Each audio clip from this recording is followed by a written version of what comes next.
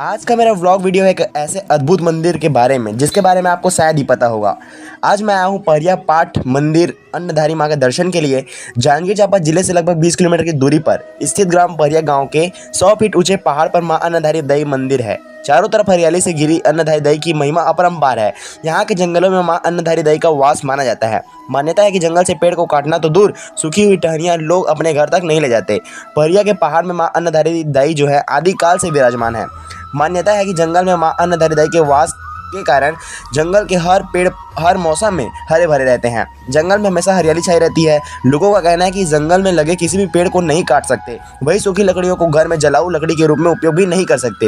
यदि कोई जंगल से लकड़ी काटता है या सूखी लकड़ी जलाने के लिए घर ले जाता है तो उसके घर में अनहोनी होने लगती है और परिवार को कष्ट मिलता है। क्या आपको इसके बारे में पता था? आप हमें कमेंट करके जरूर बताएं। और क्या आपने अन्नधारी माँ का दर्शन किया है, ये भी हमें कमेंट करके जरूर बताना।